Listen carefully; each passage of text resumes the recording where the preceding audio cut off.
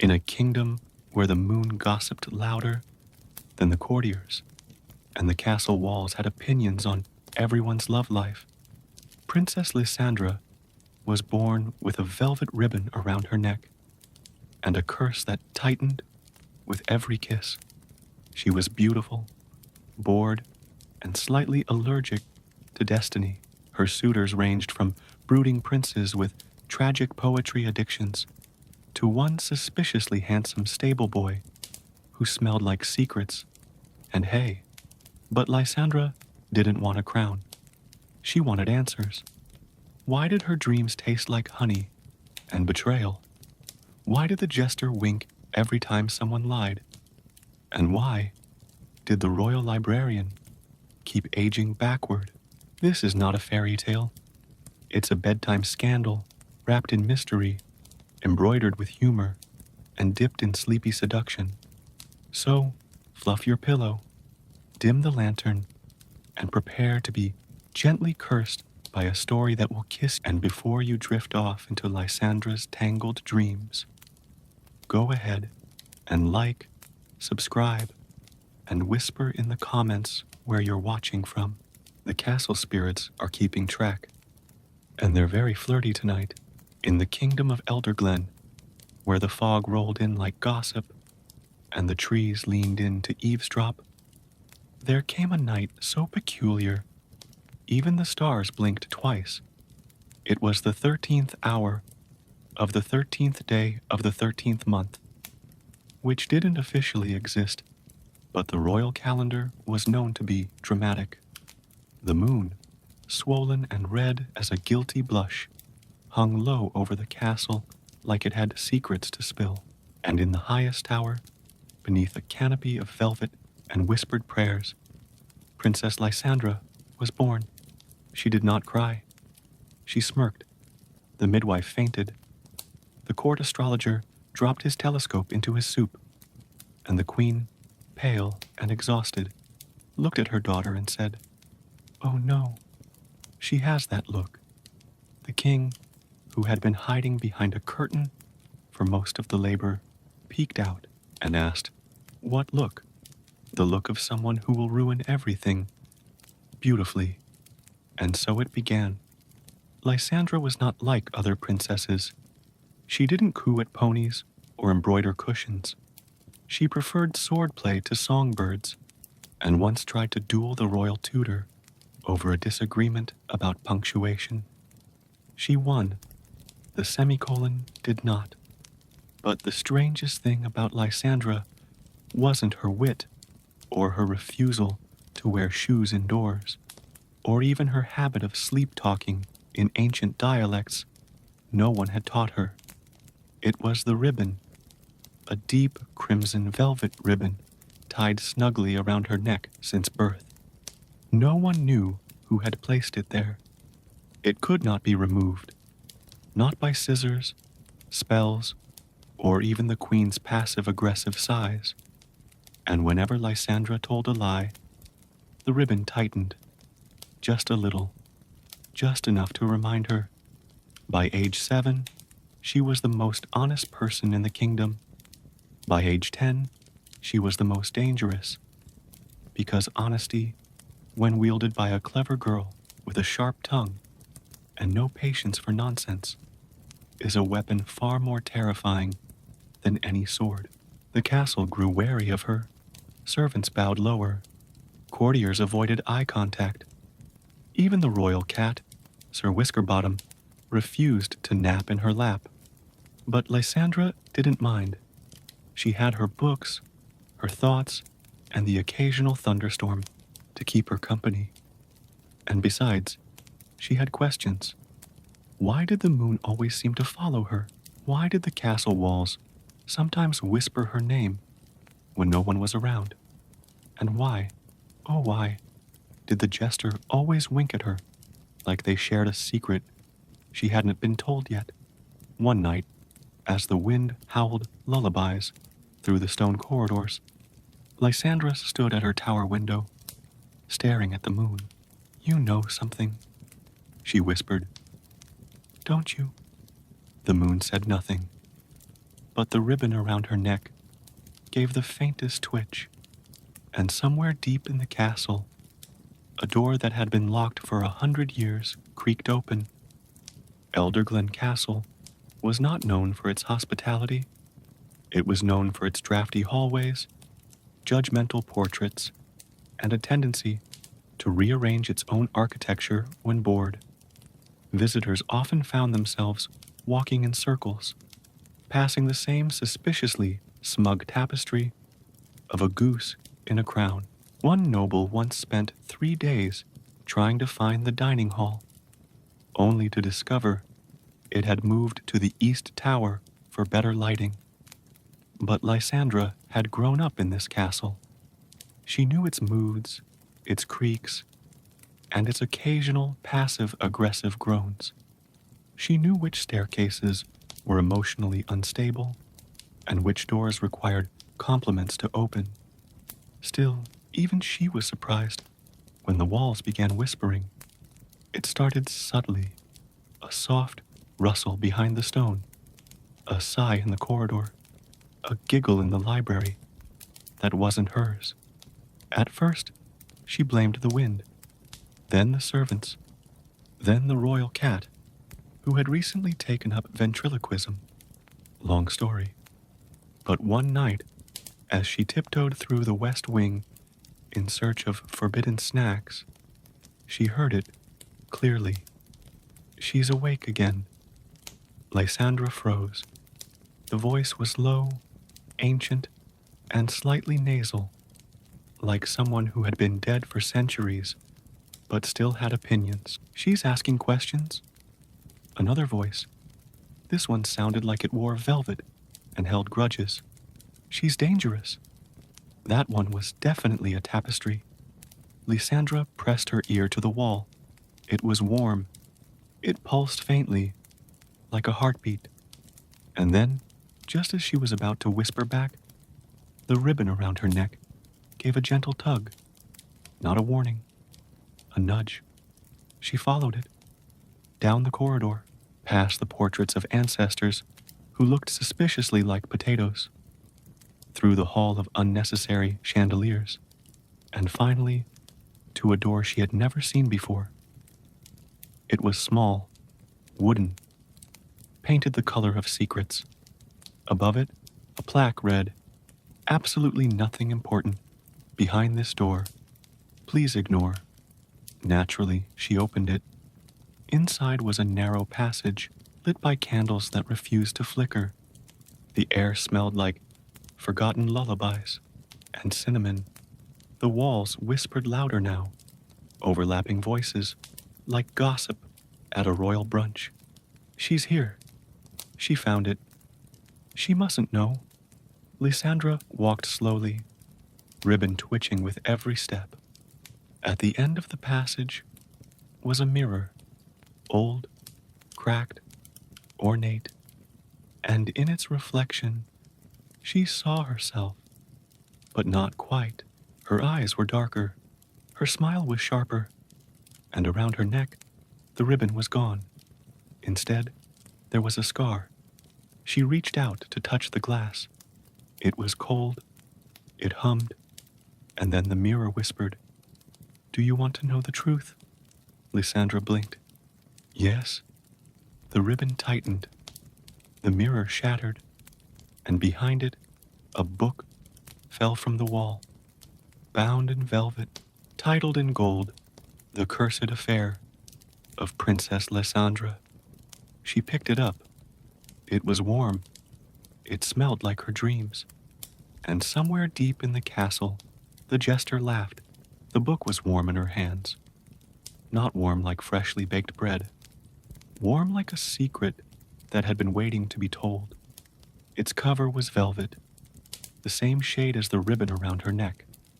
Its title shimmered in gold. "The Cursed Affair of Princess Lysandra." No author, no date, just her name, spelled perfectly, as if the book had known her handwriting before she did. She opened it. The pages were blank. At first. Then, slowly, words began to appear. curling across the parchment like smoke from a forbidden candle. They wrote themselves in a script that felt familiar, like lullabies she'd never learned, but somehow remembered. The curse begins with a kiss. Lysandra blinked. Excuse me? The book ignored her. The ribbon binds the truth. The truth binds the heart. The heart is a liar. She flipped to the next page. It was a drawing. Herself, standing in the castle courtyard, surrounded by faceless figures. One of them held her hand. Another held a dagger. A third held a rose. She didn't recognize any of them, yet somehow she knew them all. The ribbon around her neck twitched. She slammed the book shut. Rude, she muttered. But the damage was done. The curse had stirred. She could feel it in her bones, in the way her dreams began to taste like forgotten names. And her shadow started arriving a few seconds before she did. That night, she tried to sleep. She wore 3 layers of blankets, drank warm milk, and counted backwards from 100 in Latin. Nothing worked. The ribbon pulsed. She sat up. What do you want? It pulsed again. She stood, walked to the mirror, looked at herself. The ribbon was glowing. And then, without warning, it loosened. Just a little. Just enough to let her breathe a lie. She whispered, I'm not cursed. The ribbon tightened. Hard. She gasped, stumbled back, and fell into her chair. The book slid off her lap and landed open. This time, the words were different. You cannot escape the velvet. You can only seduce it. Lysandra stared. Seduce it? She said. What am I? A bedtime scandal? The ribbon twitched, almost amused. She sighed. Fine. Let's play. And somewhere deep in the castle, the jester stopped laughing, because the curse had begun. The jester's name was Pip. Just Pip. No last name, no title, no explanation. He arrived at Elderglen Castle one foggy morning riding a unicycle, made of bones, and whistling a tune that made the ravens blush. He wore bells on his elbows, feathers in his boots, and a grin that looked like it had seen too much, and decided to laugh anyway. The king hired him immediately. Why? Lysandra had asked, watching Pip juggle flaming scrolls while reciting tax codes in limerick form. The king shrugged. He's cheaper than therapy. Pip became a fixture in the castle. He popped up in unexpected places, inside wardrobes, under banquet tables, once inside a soup tureen. Don't ask. He told jokes that made the nobles nervous, and riddles that made the queen suspicious. But Lysandra liked him. He never lied. Not once. Not even when it would have been convenient. And he always winked at her, like they shared a secret she hadn't been told yet. One afternoon, she found him in the courtyard, painting the royal statues to look like disgraced philosophers. Pip, she said, do you know anything about curses? He didn't look up. Only the sexy ones. She blinked. Excuse me? He dipped his brush in glitter. Curses are like lovers, princess. They whisper sweet nothings, steal your breath, and leave you wondering what you did wrong. That's disturbingly accurate. He winked. I'm disturbingly accurate about most things. She sat beside him. Do you know about my ribbon? He paused, just for a moment, then resumed painting. I know it's not just a fashion statement. It tightens when I lie. Ah, he said. A velvet truth leash. Very chic. Do you know who cursed me? He looked at her. Really looked. His eyes were mismatched. One green, one gold. Both ancient. I know who thinks they cursed you, he said. But curses are like rumors. They start somewhere and end up everywhere. She frowned. That's not helpful. He leaned closer. Princess, if I were helpful, I'd be dead. Then he handed her a scroll, blank, except for one line. The truth is a joke, with perfect timing. She stared at it. What does that mean? He grinned. It means you're not cursed. You're chosen. And that's much worse. Then he vanished into a barrel of pickled turnips. Lysandra sat alone, ribbon pulsing, scroll trembling in her hand, and somewhere deep in the castle, the mirror she'd shattered began to reassemble itself. The forbidden library wasn't on any map. It wasn't listed in the royal archives, mentioned in bedtime stories, or even acknowledged by the castle's gossip-loving ghosts. It was the kind of place that didn't exist until you needed it. Lysandra found it by accident, or maybe it found her, after her encounter with Pip and the scroll that whispered riddles. She wandered the castle in a daze. The ribbon around her neck pulsed like a heartbeat, tugging her toward places she'd never noticed before. Alcoves that blinked, staircases that sighed, and one broom closet that tried to flirt with her. Eventually, she arrived at a door. It was tall, arched, and carved with symbols that looked suspiciously like yawning cats. Above it, a plaque read, "Absolutely no reading beyond this point, especially you, Lysandra." She rolled her eyes. Subtle. The door opened with a groan that sounded like a librarian waking from a nap. Inside was a vast chamber, lit by floating candles and the occasional sarcastic chandelier. Shelves stretched endlessly, stacked with books that shimmered, snored, and occasionally argued with each other. One book was pacing nervously. Another was muttering about grammar. A third was trying to seduce a quill. Lysandra stepped inside. The air smelled like ink, secrets, and cinnamon toast. The ribbon around her neck loosened slightly. As if curious, she wandered past titles like How to Curse Your Ex and Still Get Invited to Their Wedding, The Royal Guide to Passive-Aggressive Diplomacy, and 101 Uses for a Haunted Teacup. Then she saw it, a book glowing faintly on a pedestal, made of size. It was bound in velvet, crimson, just like her ribbon. She opened it. The pages were blank. Then, slowly, words began to appear. Chapter 5, The Forbidden Library. She blinked. Wait, that's now. The book continued. Lysandra stood in the library, reading a book that was writing itself.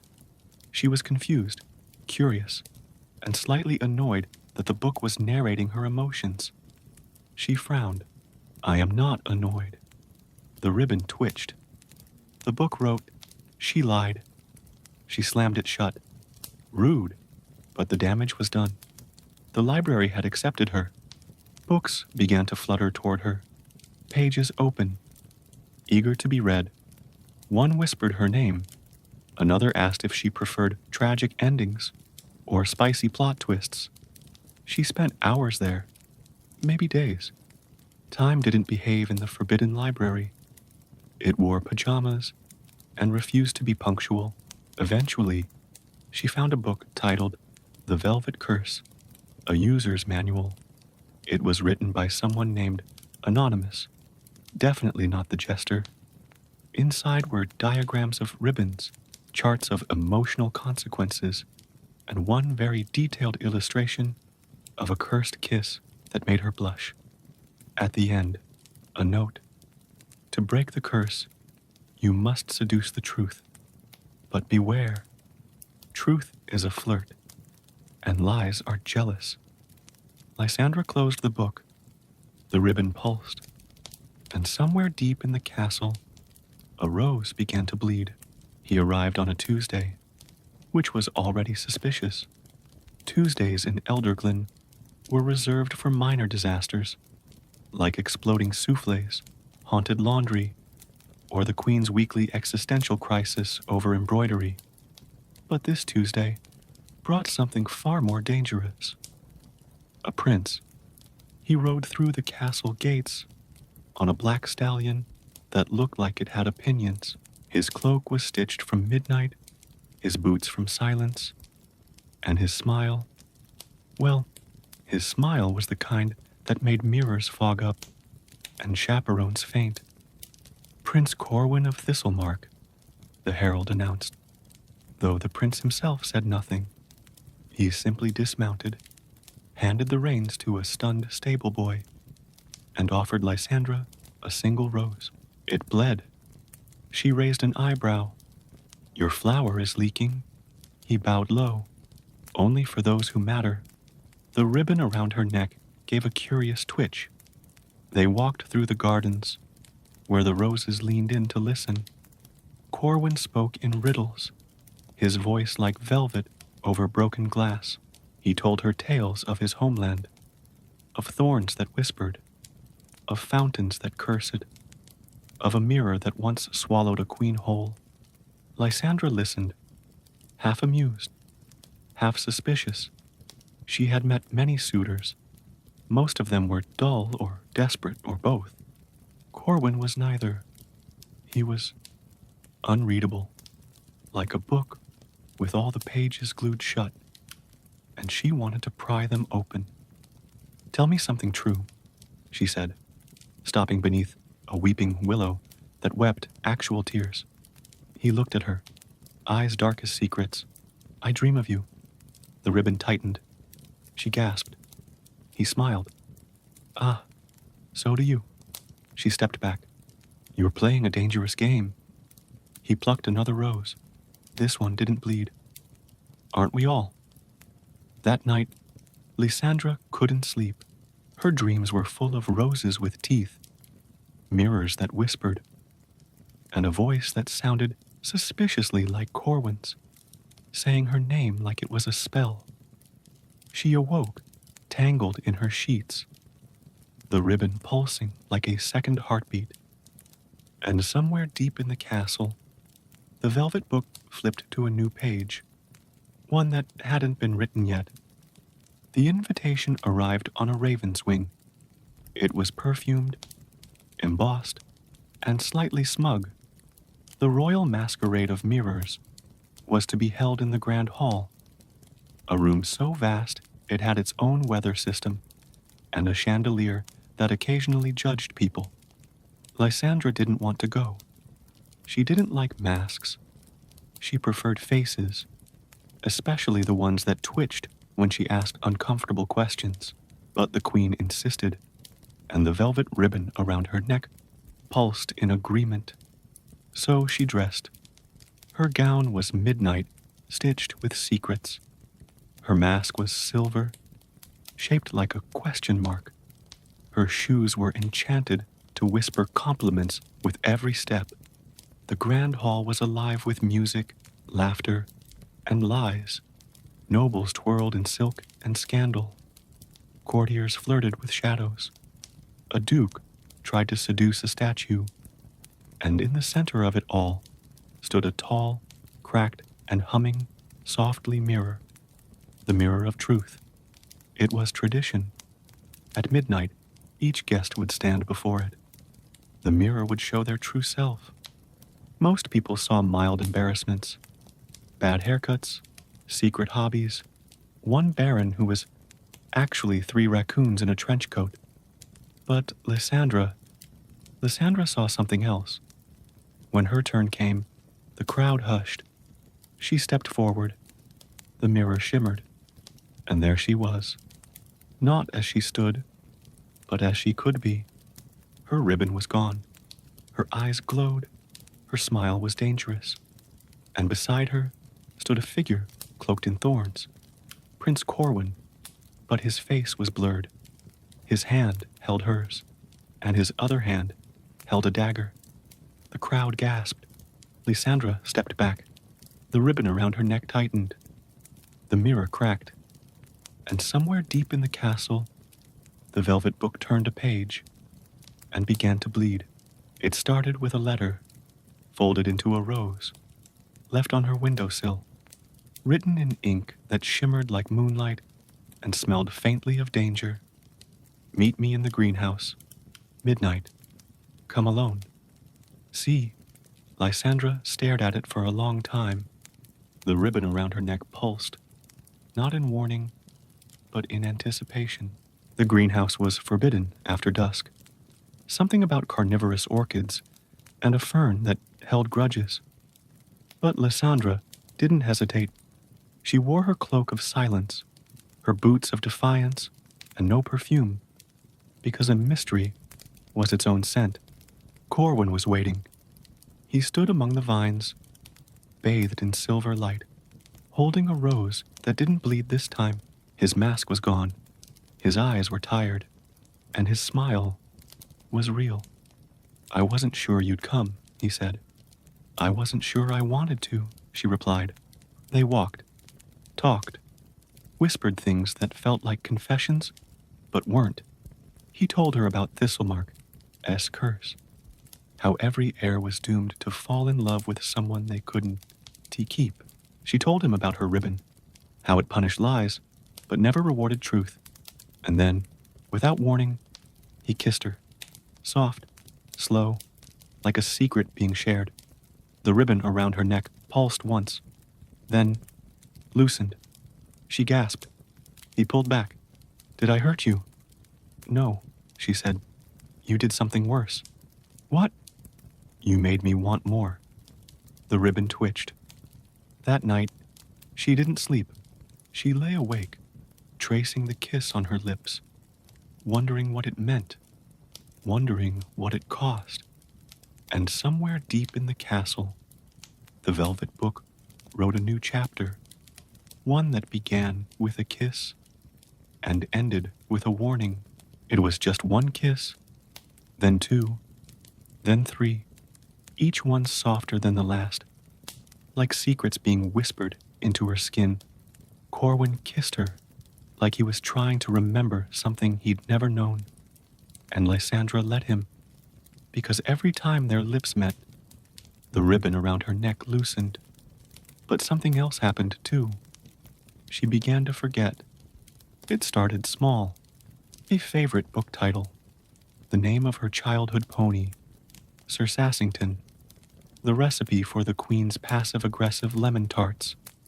Then bigger things, the name of her tutor, the sound of her mother's laugh, the reason she hated Tuesdays.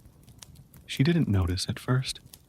The castle was full of distractions, masquerades, riddles, mirrors that judged your outfit. But one morning, she woke up and couldn't remember her own middle name. She asked the jester, Lysandra, what? He blinked. You don't know? She shook her head. He frowned. Princess, that name was a prophecy. The ribbon pulsed. She ran to the forbidden library. The velvet book was waiting. It opened to a new page. Every kiss takes a memory. Every truth demands a price. Love is a thief with velvet gloves. She slammed it shut. Corwin found her in the garden, surrounded by roses that refused to bloom.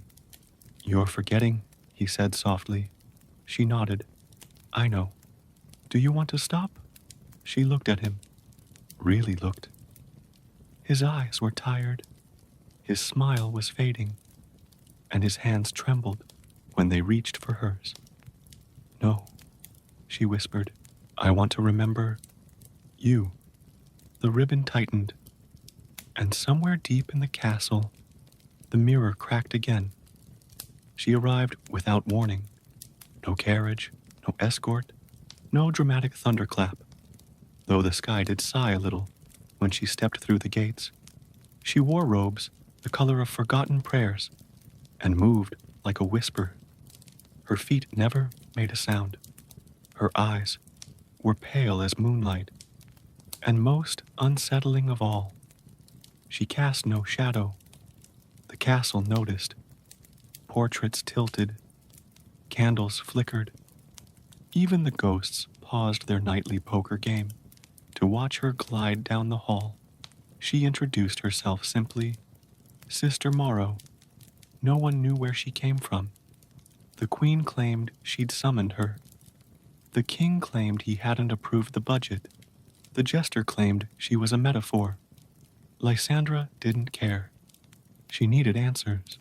They met in the chapel, where the stained glass wept light, and the pews creaked like old secrets. Sister Morrow sat with her hands folded, her gaze steady. "You're cursed," she said, before Lysandra could speak. "I know. You're in love." "I think so." "You're forgetting." Lysandra nodded. "Too much." Sister Morrow reached into her robes and pulled out a vial. Inside was a single drop of ink, dark, swirling, alive. "This is memory," she said. "Yours, taken by the curse." Lysandra stared. "Can I drink it?" "You can," the nun said, "but it will cost you." "What?" "A truth. One you haven't told." Lysandra hesitated. The ribbon around her neck pulsed. "I'm afraid," she whispered. The ribbon tightened. Sister Morrow smiled. "Good. Fear means you still remember what matters." She handed Lysandra the vial. "Drink when you're ready. But beware. Memory is heavier than forgetting." Then she stood, turned, and walked away, and the light passed through her without casting a shadow. It happened at midnight. Of course it did. Midnight was when Elderglen Castle liked to misbehave, when portraits blinked, staircases sighed, and the moon leaned in to eavesdrop. Lysandra was summoned by candlelight. No guards, no heralds, just a flickering flame that floated down the hallway, pausing at every turn like it was waiting for her to catch up. She followed it, ribbon pulsing, heart thudding like a guilty drum. The candle led her to a door she'd never seen. It opened on its own. Inside was a courtroom made entirely of candlelight. The walls flickered, the ceiling shimmered, and the judges were ghosts. They sat in floating chairs, draped in robes of smoke and memory. Their faces were blurred, their voices layered, like echoes arguing with themselves. "Princess Lysandra," one said, "you are accused." "Of what?" she asked. "Of forgetting." She blinked. "That's not a crime." "It is," another ghost said. "When the forgetting is chosen." The ribbon around her neck tightened. Corwin appeared beside her, summoned by silence. He looked pale, flickering, like he wasn't entirely there. "You kissed him," a ghost said. "I did." "You forgot your name." "I did." "You chose love over truth." She hesitated. "I don't know." The ribbon pulsed. The ghosts conferred. Their whispers sounded like wind through old pages. Then one spoke. "To break the curse, you must stand trial, not for your lies, but for your truths." Lysandra stepped forward. "Then ask me." The candles flared, and somewhere deep in the castle, the velvet book began to burn. The velvet book had stopped writing. Its pages were blank again, as if holding its breath. Lysandra stared at it, waiting for a sign, a sentence, a warning, but nothing came. That was the first clue. The second came from the jester.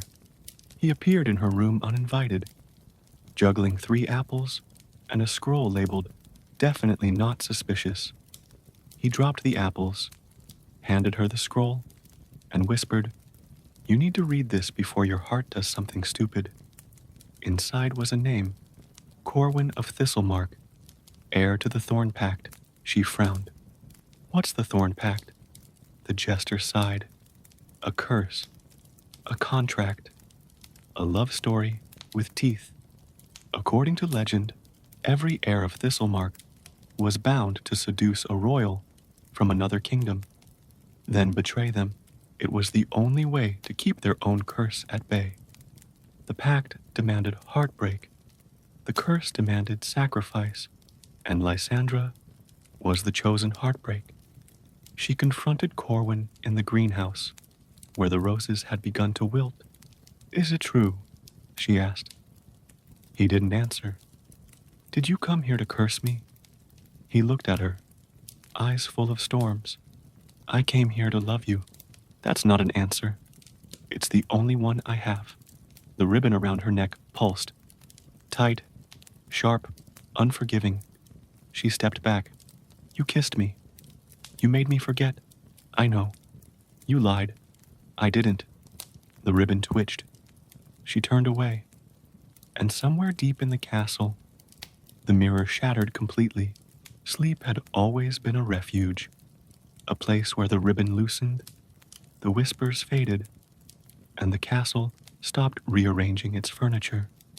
But lately, sleep had become something else, strange, seductive, and full of secrets. It started the night she drank the vial Sister Morrow had given her. One drop of memory, 1 hour of peace. She closed her eyes and drifted, not into dreams, but into someone else's. She was in a garden, not hers. The roses were blue, the sky was humming, and standing beneath a tree made of mirrors was Corwin. He didn't see her. He was speaking to someone, a shadow with her voice. "I love her," he said, "but I'm bound." The shadow whispered, "Then break." He fell to his knees. Lysandra tried to speak, but her voice was mist. Her body was fog. She was a guest in his mind, a thief in his sleep. She woke, gasping. The ribbon around her neck pulsed. Soft, curious, almost pleased. She had seduced sleep, and now she could enter dreams. She practiced, night after night, slipping into minds like silk through a keyhole. She visited the queen, who dreamed of embroidery and regret, the jester, who dreamed in riddles and rhymes, even the castle itself, which dreamed of being a boat. But Corwin's dreams were different. They were full of thorns. She saw his past, his curse, his pact, his pain. She saw the moment he was chosen to betray her, and she saw the moment he chose not to. He had broken the pact for her.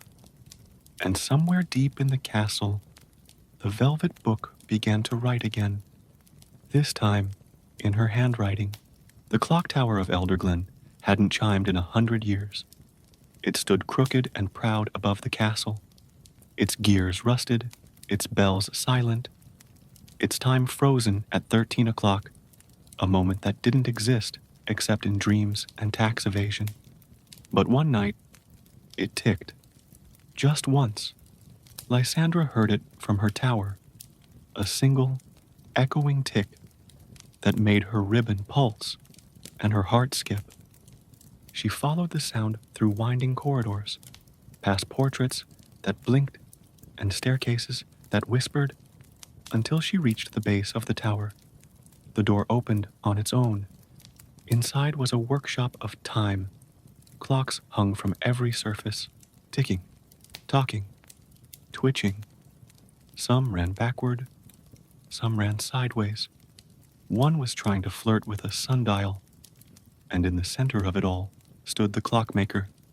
He was old, or young, or both. His eyes were made of hourglasses. His hands moved like seconds, and his voice sounded like bedtime. "You've come to bargain," he said. "I didn't say that," Lysandra replied. "You will." He gestured to a chair made of calendars. She sat. "I can give you peace," he said. 1 hour. No curse, no ribbon, no forgetting. "What's the price?" "A truth." She hesitated. The ribbon around her neck pulsed. "What kind of truth?" "One you haven't told anyone, not even yourself." She thought, then whispered, "I don't know who I am without the curse." The ribbon tightened, then loosened. The clockmaker smiled. Good. That's worth 60 minutes. He handed her a pocket watch. Use it wisely. Time is a flirt. She left the tower with the watch ticking softly in her palm. And somewhere deep in the castle, the velvet book paused, as if waiting to see what she'd do next. The queen never spoke of curses. She preferred diplomacy, embroidery, and pretending emotions were seasonal. But Lysandra had begun to notice things. How her mother flinched at velvet, how she avoided mirrors, how she always wore high collars even in summer. So Lysandra asked. They sat in the solarium, surrounded by orchids that judged silently. The queen sipped her tea, then set it down with a sigh that sounded like surrender. I wore the ribbon once, she said. Lysandra froze. I was 16. I fell in love with a prince who told the truth too beautifully. The ribbon punished me for every lie I told to protect him. What happened? I broke the curse. How? The queen looked away. I let him go. The ribbon around Lysandra's neck pulsed, tight, sharp, aching. I thought I could rewrite the ending, Lysandra whispered. Her mother reached out, touched the ribbon gently. You can, but not without bleeding. That night, Lysandra stood before the mirror, what was left of it, and stared at her reflection. She saw herself. She saw Corwin. She saw the curse. And somewhere deep in the castle, the velvet book wrote a final warning. To break the curse, you must choose love or memory. You cannot keep both. The castle was quiet. Not the usual kind of quiet. The kind filled with whispers, creaks, and passive-aggressive wind.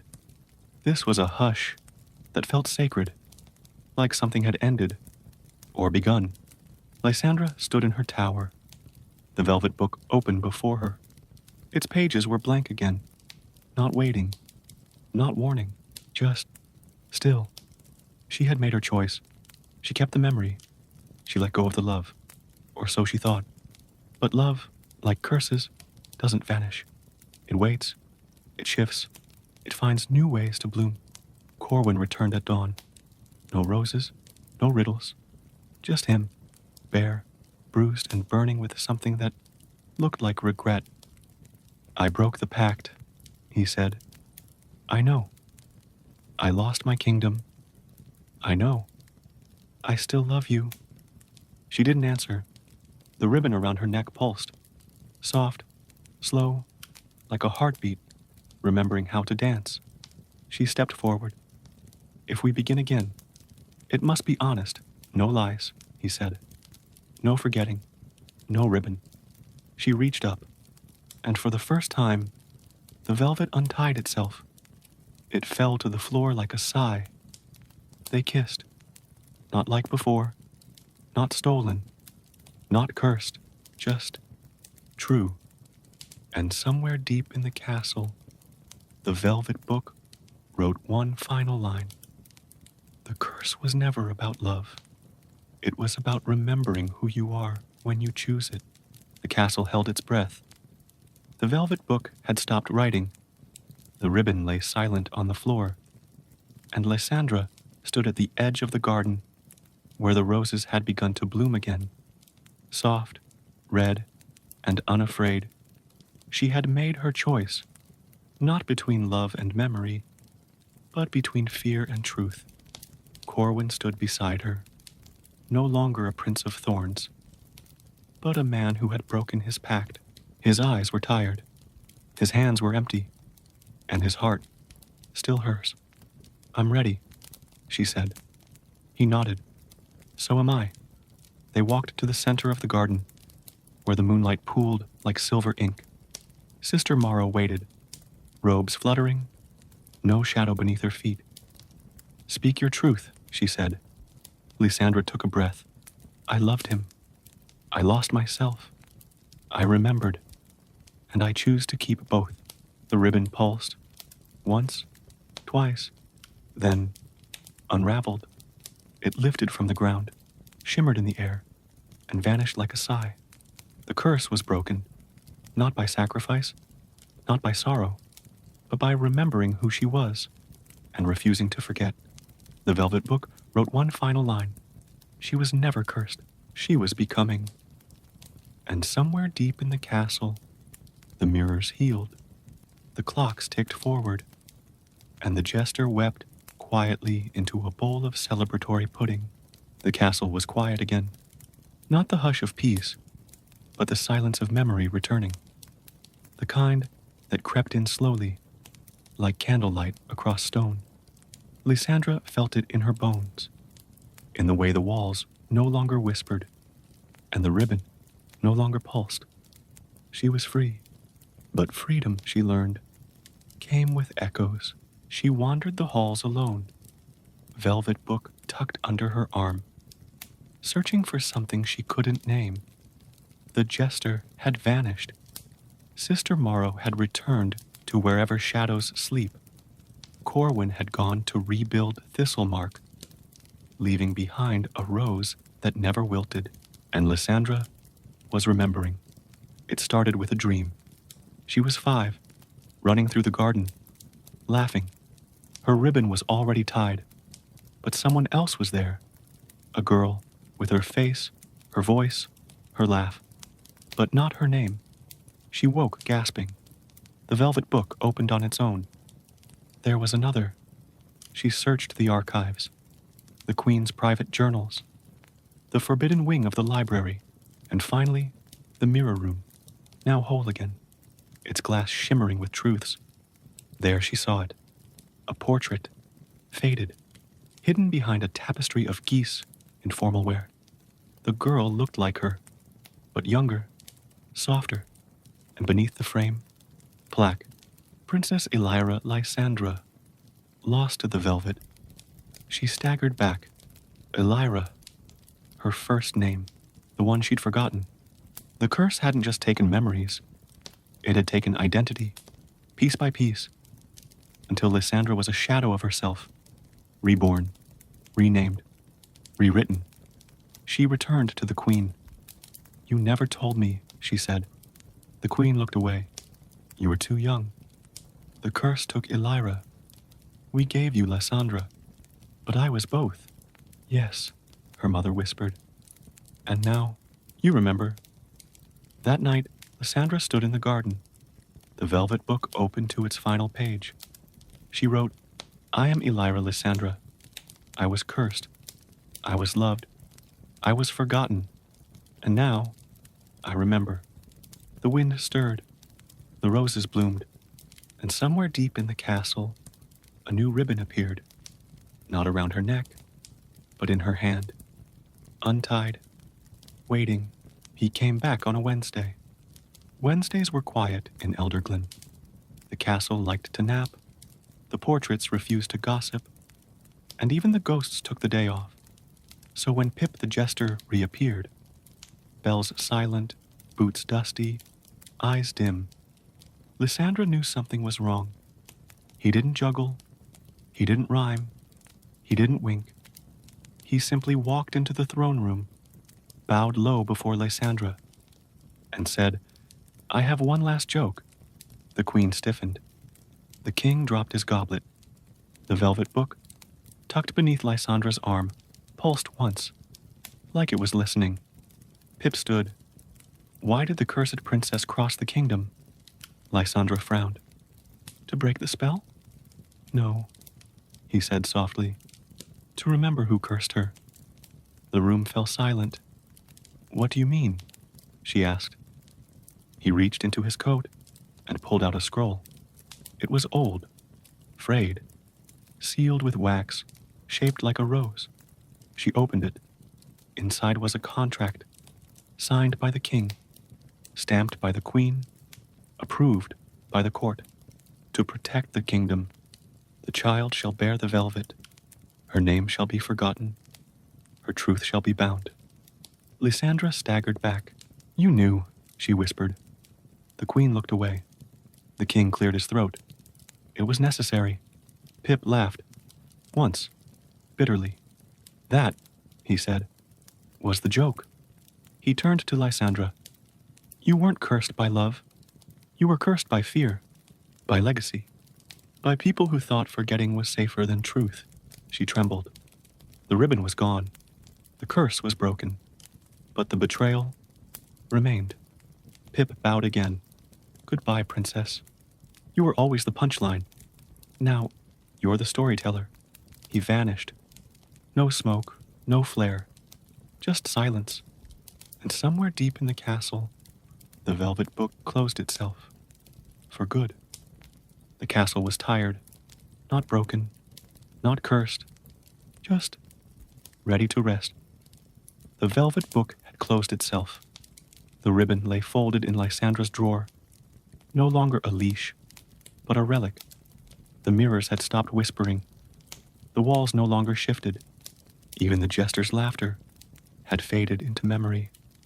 Elder Glen was quiet. Lysandra stood at the highest tower, watching the moon rise over the hills. The roses below bloomed in silence, their petals soft as lullabies. The wind carried no riddles, no warnings, just the hush of a kingdom exhaling. She had become more than a princess.